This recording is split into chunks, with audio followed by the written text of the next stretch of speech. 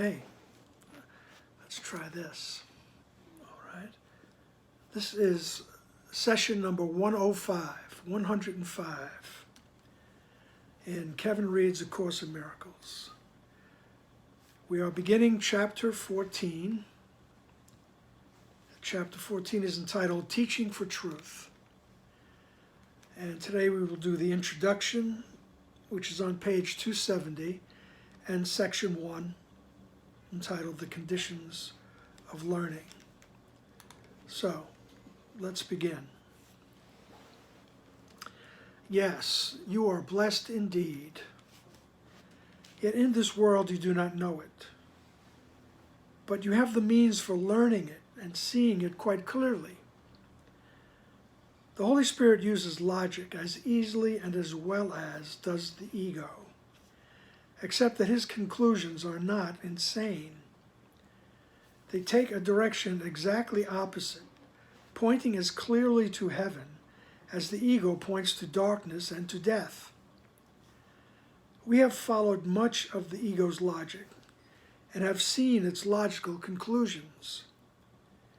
And having seen them, we have realized that they cannot be seen except in illusions. For there alone, their seeming clearness seems to be clearly seen.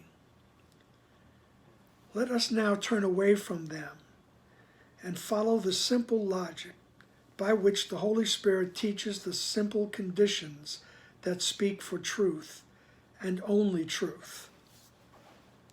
Right? Jesus is asking us to fire the ego as our teacher. All right? He says, look, you've listened, you've seen all the ego's logical arguments. And he says they lead to darkness and to death. And they seem so clear and logical, but he says they can only see them in illusions. Right? They only seem reasonable and logical in the illusion, in the dream, right? Where they seem to be clearly seen. Right? So he says, let's turn away from them now.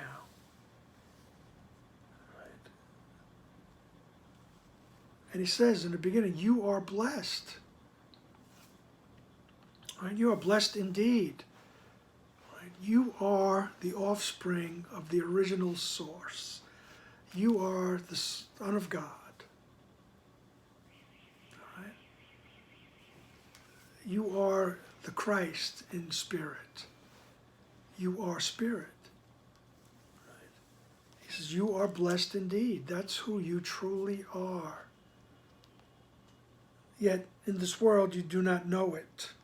Right? This world was made to cover it up. Right? So, but you have the means for learning it and seeing it quite clearly. Right? The means that we have are the knowledge of the mind. We have a mind, and in that mind there is the memory of who we are. We have to choose, and we call that memory, right, that bridge to the truth, we call that the Holy Spirit. Right? So we want the Holy Spirit to be our teacher, our guide, okay, so that he can help us undo what we have made here. Right? So we realize that these things are only everything seems logical within the hallucination here, within the dream. Right?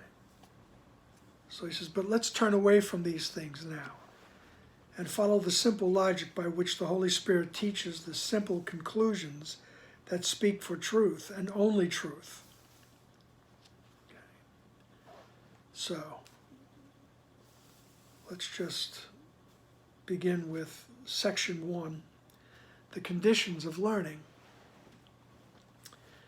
If you are blessed and do not know it, you need to learn it must be so.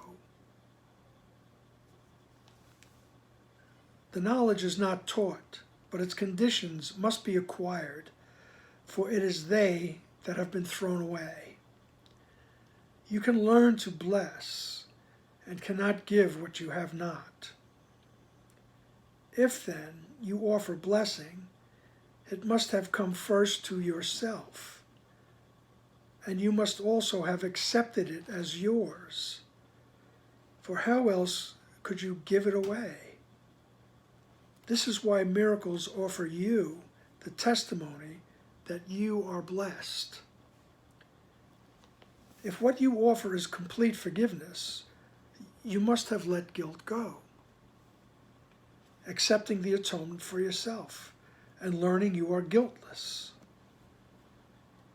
How could you learn what has been done for you, unknown to you, unless you do what you would have to do if it had been done for you?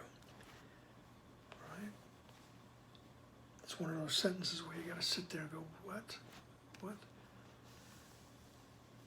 All right. He says you need to learn that you are blessed. All right. He says knowledge is not taught. All right. So knowledge we always equates with being in reality, being in that state in which you truly exist. Right? That's knowledge of who you are, knowledge of the source, knowledge of everything. He says that doesn't get taught. Right? That just is. Right? But the conditions for remembering it must be acquired, for it is they that have been thrown away.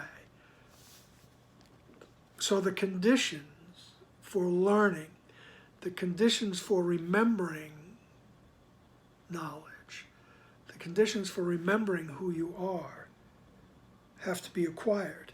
And those conditions are the release of the ego, right?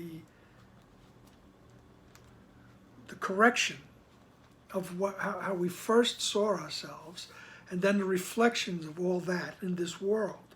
So we have to undo all these reflections of guilt. Okay? And once you begin understanding this course, if this is your study, you realize that the reflections of the idea that I could separate from God are myriad. Right? They are the ultimate definition of myriad. All right? Once we believe that we are separated from God, once we believe we're separated from oneness, once we believe that we are something other than what we are, right, that is the insanity, that is the illusion, that's what needs to be undone. Right? And that's why we bring every little scrap to the Holy Spirit, to be undone, to be retranslated. Help me to see correctly. Right? Retranslate what I think I'm seeing here. It's not doing me any good anymore. You come to that realization also. Right? I mean, you have to realize that this is not working in order to ask for the better way. Help me to see correctly. All right? So he says the conditions have to be acquired, because it's the conditions that have been thrown away.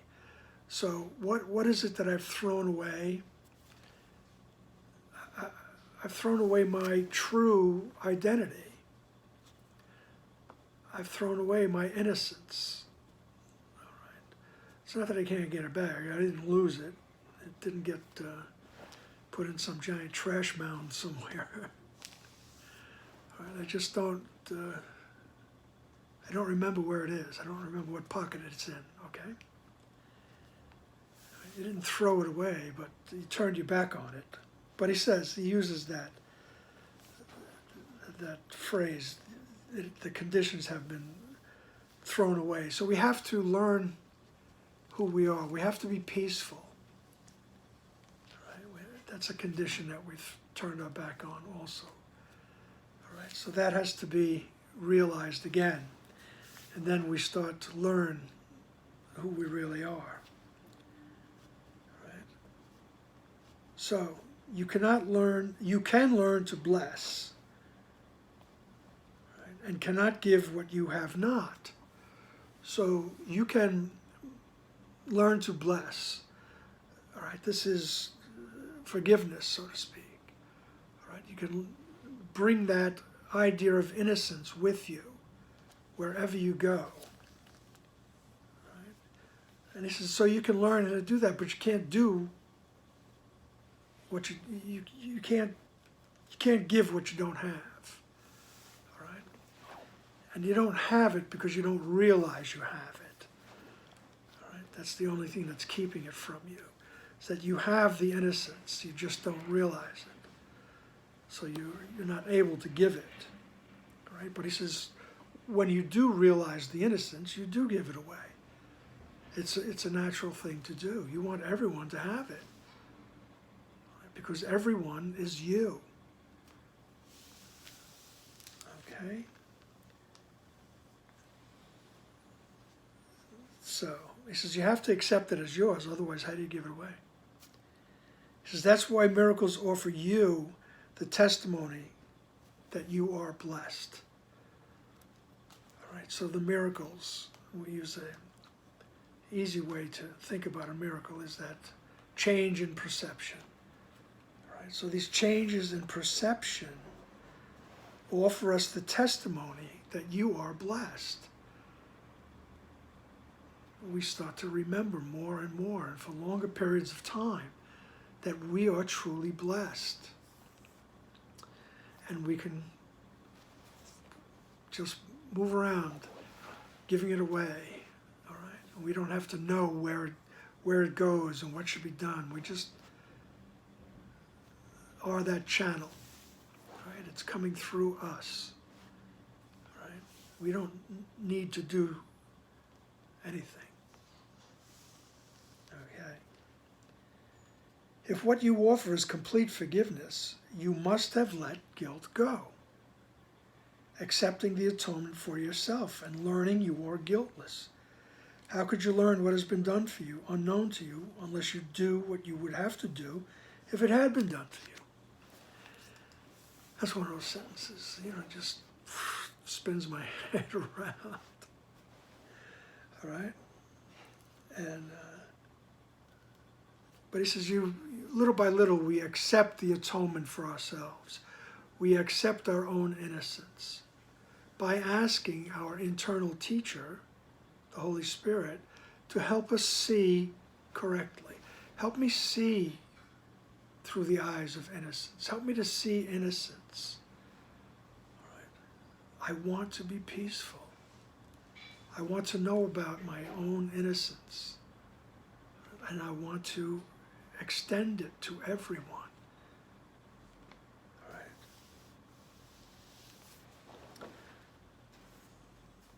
And then we just go around reflecting some form of the atonement, which is that you never left. You never left the oneness. You didn't turn your back on God. Paragraph 2. It says, indirect proof of truth is needed in a world made of denial and without direction. You will perceive the need for this if you realize that to deny is the decision not to know. The logic of the world must therefore lead to nothing, for its goal is nothing. If you decide to have and give and be nothing except a dream, you must direct your thoughts unto oblivion. If you have and give and are everything, and all this has been denied, your thought system is closed off and wholly separated from the truth. This is an insane world, and do not underestimate the extent of its insanity. There is no area of your perception that it has not touched, and your dream is sacred to you. That is why God placed the Holy Spirit in you, where you placed the dream. Right, so, of course, that's metaphorically, God placed the Holy Spirit in us. Right? That that memory is always with us. Right? And we take it into this dream. And he says, don't underestimate the insanity of this world. All right? This is an insane world, he says. Okay? And he says, it's a world made of denial and without direction. So it's a world that's made of denial. I first deny who I truly am and where I fit in eternity. I first deny that. Okay? And then I go off truly without direction. Okay? I just have to, I feel bad about that thought. I denied who I was. Oh, now God's going to get me. So I project out of the mind. I think I'm leaving the mind. And here I am in this world. I mean, truly, you can make all the plans you want and succeed in the, I know a lot of people that made plans. And we'll go step one, and then we'll do this, and then we'll do that. And, I mean, it looks like it's got direction, but in the end, it's like he says, it's the ego thought system. Where does it go? Sooner or later it's over. Okay, and that's a little nutty. All right, we just spend our time in the, what used to be referred to as the rat race. I don't know what they call it now. But it's a little nutty. We expend a lot of energy doing things. And he says, and in this world, you need indirect proof. You can't take direct proof. All right? It's as if Jesus was Jack Nicholson telling you, you can't handle the truth. All right? And really, we can't. We got to take it in little bits and pieces. All right? I mean, there are certain people who have come across the awareness, the total awareness of who they are. Right? But even well, I mean, there are some people that had that, instant, experience, but I don't know, not many. Because as human beings, we need increments. We don't want to blow your mind, as it were. All of a sudden, because the direct teaching, this course has got a lot of words in it, and a lot of books. Ken Wapnick did a lot of recordings, a lot of writing, a lot of teaching. I think he must have been doing it for 40 years. And but the truth is, the direct truth is, to say God is. That's the direct truth. God is. Now those are words. Imagine being able to absorb the meaning of those words. That's direct teaching. And he says, so in our condition, we've piled on so much, so many lies and so many reflections of guilt that we have to undo each little bit in order to get to that. All right? And we're so afraid of that, right? That revelation, okay? Because automatically we I'm going to disappear. I'm going to, just poof into nothingness. I have no idea what's next. What does that mean to be abstract, to be spirit? I mean, we could think about spirit, you could float around like Casper the Friendly Ghost or something, but that's not it. That's form also. All right? But being abstract is a pretty frightening thought. So we need to take it in small doses. You take it as much as you can.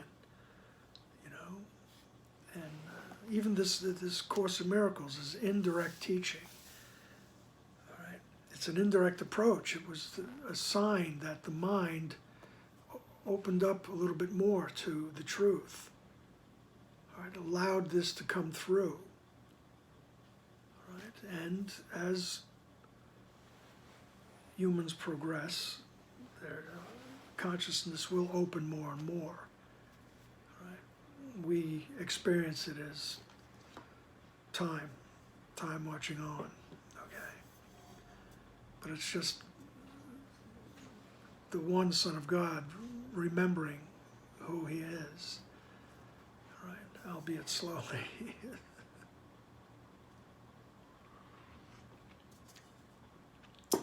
But it's indirect. Indirect proof of truth is needed in a world made of denial and without direction. You will perceive the need for this if you realize that to deny is really the decision not to know. The logic of the world must therefore lead to nothing, for its goal is nothing. Right? The goal of the world is nothing.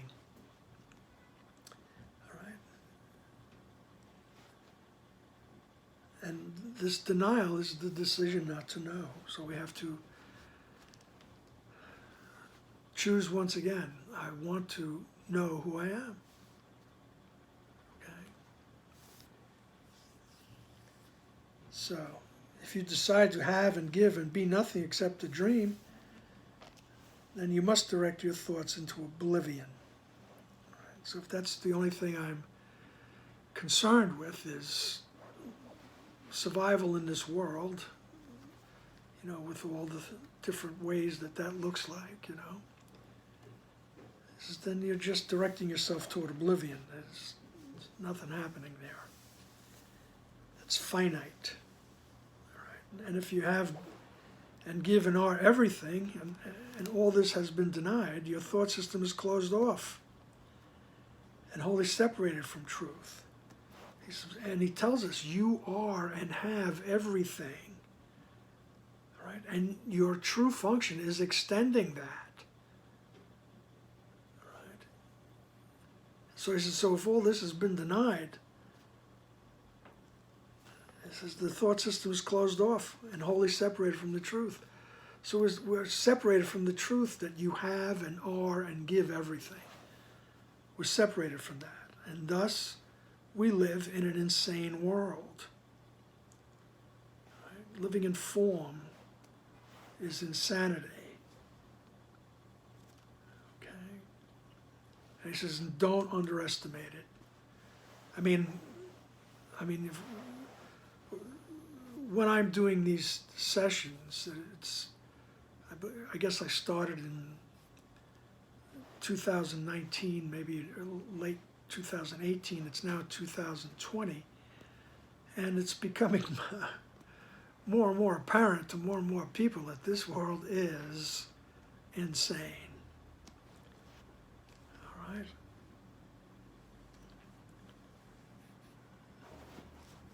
Like the song said in the 60s, I'd love to change the world, but I don't know what to do.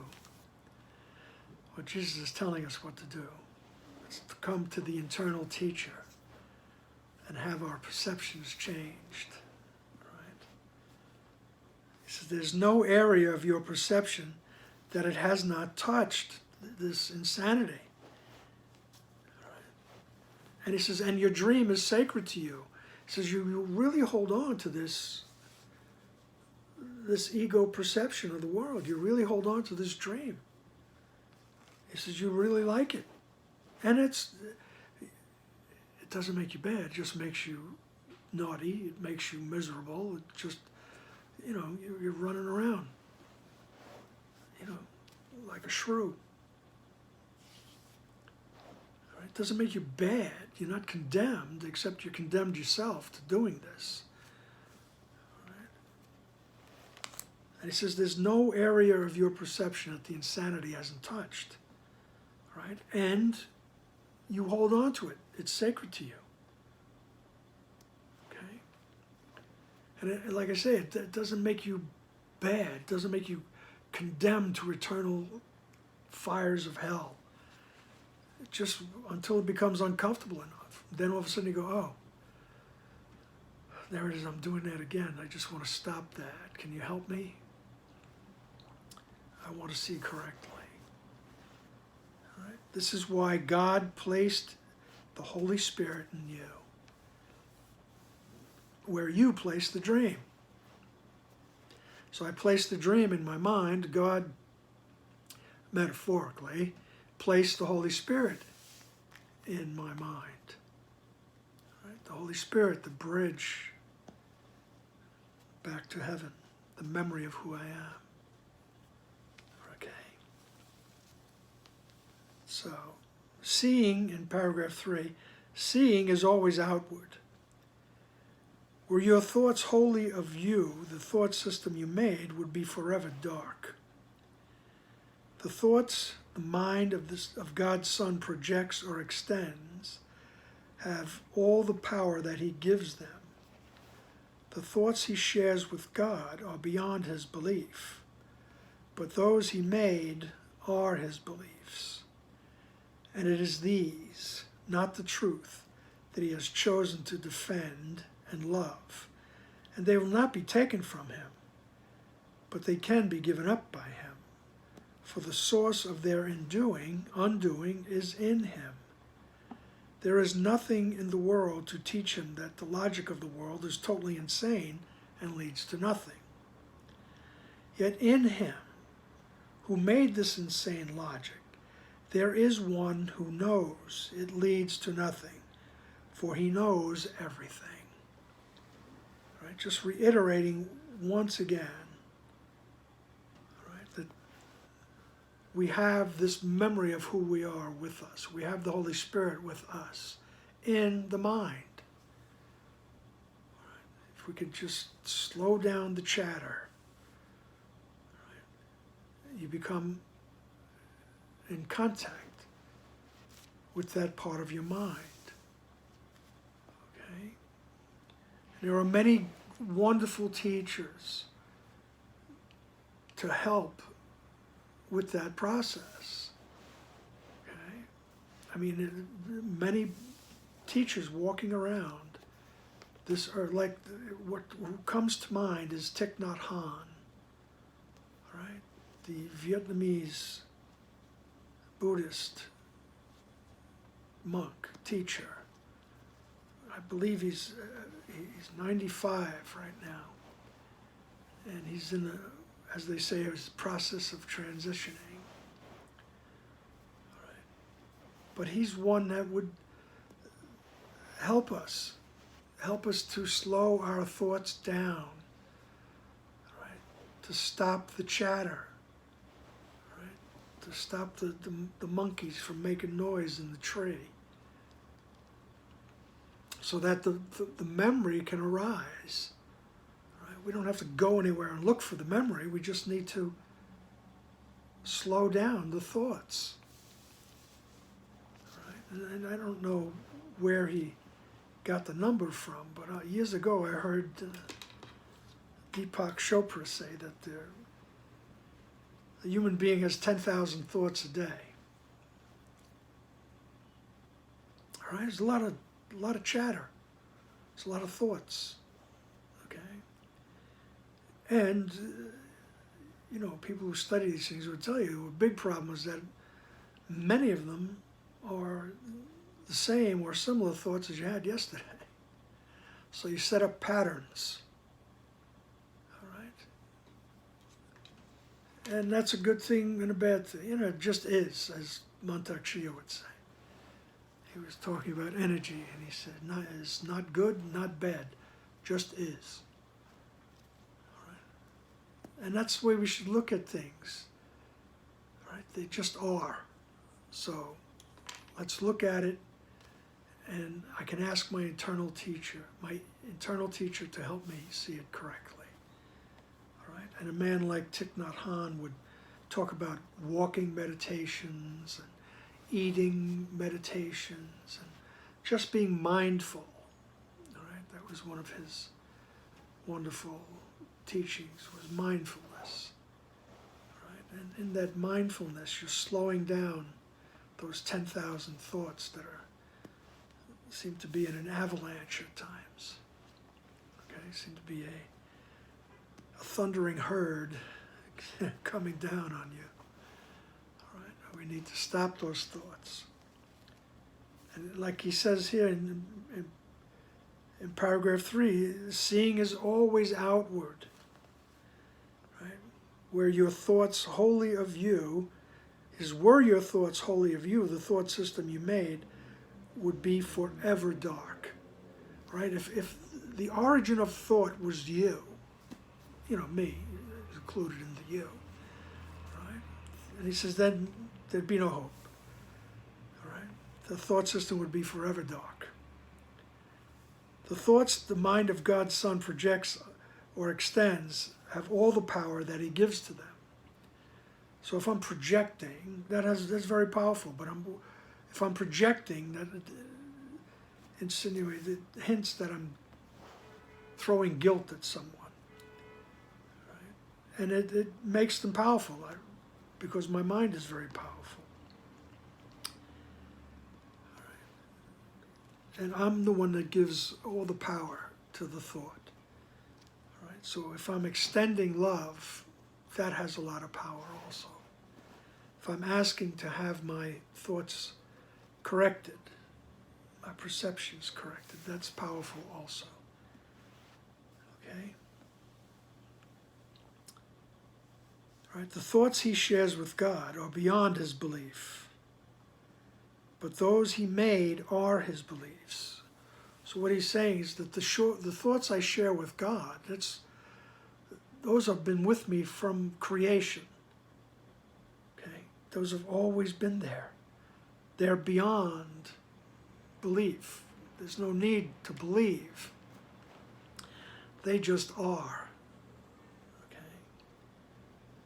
But the thoughts that I made are my beliefs. I believe I'm separated from God. Pardon me. So therefore, all these other thoughts are my beliefs. All right? And it is these thoughts that I've chosen to defend and love. All right? So I've chosen to defend that thought of separation in all different ways. All right? I've chosen to love that dream. All right? Until it's really so painful it's not working out anymore. And he says God doesn't take these thoughts away. Jesus doesn't come down and say, okay, stop. Stop thinking that. I don't take those thoughts away. We have to come to the realization that they're not the truth. And we need to have them corrected. All right? So, and there's nothing in the world to teach him that the logic of the world is totally insane and leads to nothing. Everything in this world will prove to me that I'm separate. All right? So there's nothing in this world that would teach him that the logic of the world is totally insane. But he says, yet in him who made this insane logic, there is one who knows it leads to nothing, for he knows everything. Right? The Holy Spirit. Right? Jesus is the embodiment of the Holy Spirit. Right? They know that this world is crazy. Right? So in my mind, right, that same nutty mind that made this insane logic, right, there's one who knows that it leads to nothing. Right? And this one will lead us to the truth.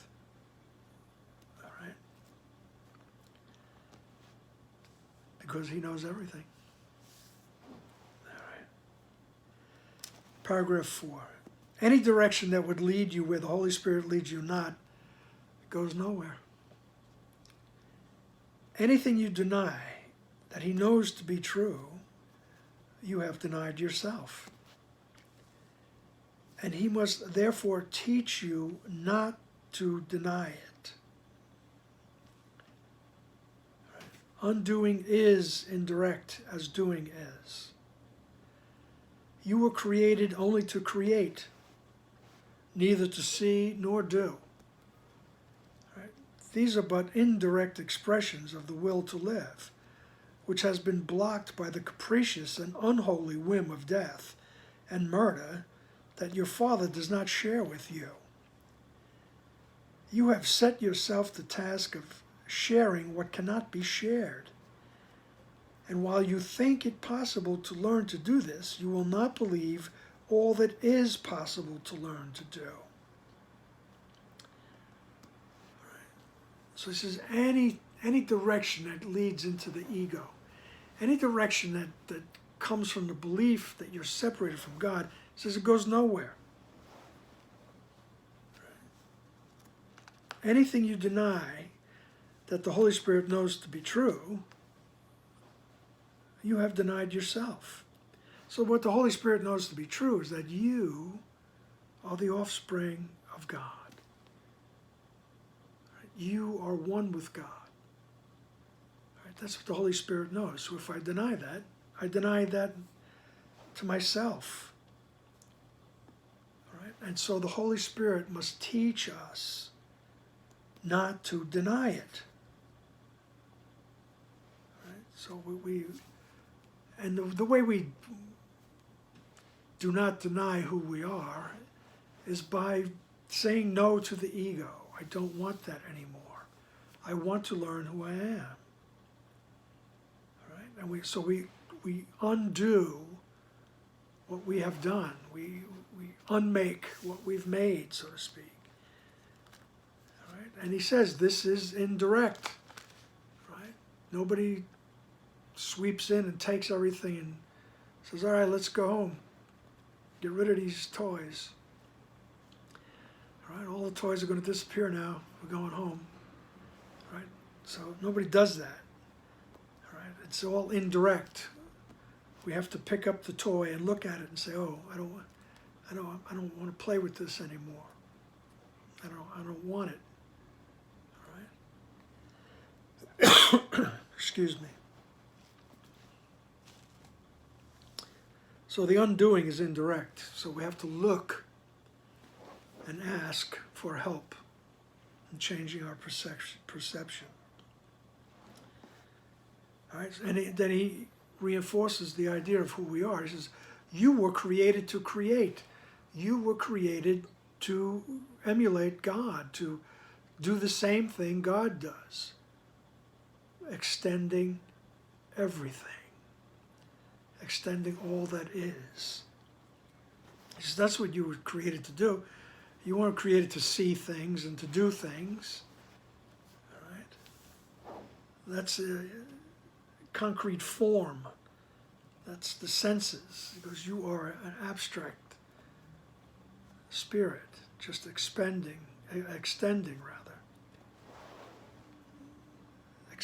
all that is. So this seeing and doing, he goes, this is just an indirect reflection of that,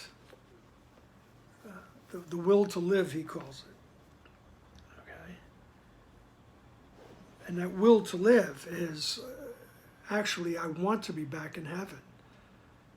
All right? But the seeing and doing is, it's misdirected. Okay? It's what he's referring to here is capricious and unholy whim of death and murder that your Father does not share with you. All right? So this life here in the universe, in the waves of time and all the the wondrous forms that people can think about, string theories and things like that. Multi-universes going on at once, all that. It's all still form. All right? So they're just indirect expressions of the will to live, which has been blocked by the capricious and unholy whim of death and murder that your Father does not share with you. So God does not share these ideas that we're walking through here. The Father does not share this with you. And he says, you have set yourself the task of sharing what cannot be shared. So I've set myself the task of proving that we're all separated from God. We're here as individuals. He says, and that can't be shared because it's an illusion. Right? It's a crazy dream. You can't share that.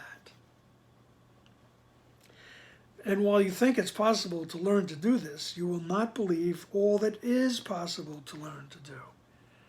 So while I'm preoccupied here and I'm insisting on teaching that I am separate, and so are you, right? Now we have to make all these adjustments because of that. He says, while you're insisting on doing that, all right, you're missing out. Right? You won't believe all that is possible to learn to do. Right? And what is possible to learn to do is to extend everything, to be in a constant state of untold bliss, of safety, right? Of happiness, and the desire to share, right? All those things that we have to put into words, because you learn how to do that. He says, but while you're distracted here, you're not open to the possibilities of what you can do. And so he says, so while you're here, and you know, the Holy Spirit, therefore, must begin his teachings by showing you what you can never learn. His message is not indirect, but he must introduce the simple truth into a thought system which has become so twisted and so complex, you cannot see that it means nothing. He merely looks at its foundation and dismisses it. But you, who cannot undo what you have made, nor escape the heavy burden of its dullness that lies upon your mind, cannot see through it. It deceives you because you chose to deceive yourself. Those who choose to be deceived will merely attack direct approaches because they seem to encroach upon deception and strike at it.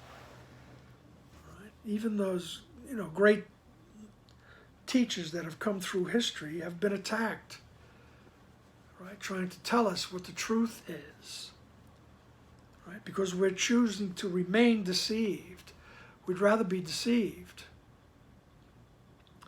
So tell that old Greek guy to drink that poison, right? And all those guys in the cave can kill the messenger when he comes in and says, hey, man, the light's over here. All you're seeing is shadows. All right? And then, Jesus, they told him he was a blasphemer because he might suggest that I and the Father are one. All right? And to love your neighbor as you love yourself, things like that. So those direct, the more direct the message, the more the messenger's liable to be killed. So he needs to give us this, and this course is an indirect teaching. And the idea of the process of forgiveness that we speak about in the course, the idea of noticing, looking at my projections and saying, oh wait, I don't want that anymore. Bring it back to the mind and say, help me, I'm willing to see correctly. Right? That process of forgiveness, right, will help us, right, will give us the indirect teaching. And more we will absorb the truth. Okay? And there's a point where Jesus talks about, do that enough, right, where these quantitative changes, right, will offer a qualitative shift, right, There'll be a shift in the quality of your perception. Right? And this is what we need to do. Okay? So we need to take those moments and go back to the holy instant where the mind is quiet, right? Where we start to change our perceptions of the world. Right?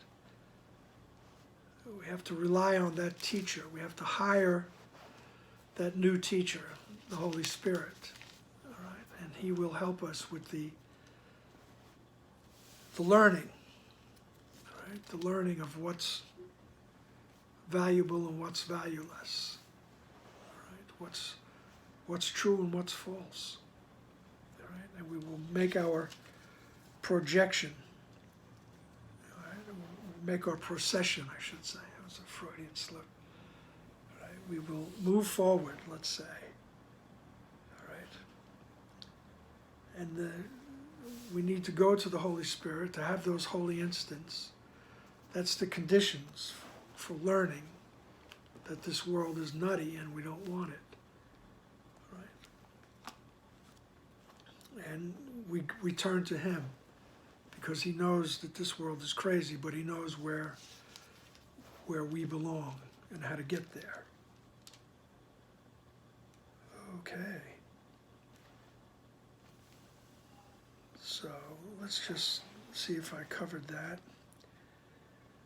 That last paragraph, paragraph 5, right, sentence 4, but you, who cannot undo what you have made, nor escape the heavy burden of its dullness that lies upon your mind, you cannot see through it. All right, so we can't see through this foggy dream.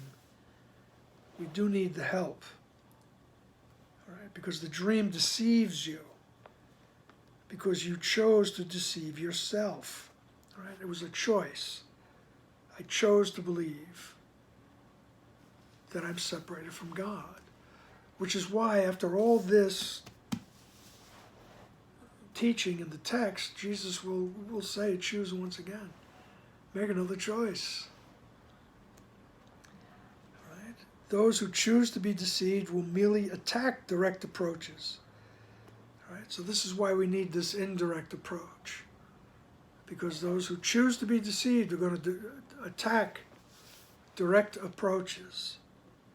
Right? Because they seem to encroach upon deception and strike at it. Okay? And we can see reflections of this in this nutty world that we live in. Right? When the message comes through, that strikes at the deception, there's a fierce backlash. Okay. And we always need to bring it back inside. Okay? Because he says seeing is always outward. Right? So the senses are always outward. Right? And it behooves us to go inward. Those are where the conditions for learning are. To go in, to be peaceful. All right, hopefully this was not too opaque. And I thank you for the opportunity, and I will see you shortly in the next session. Bye now.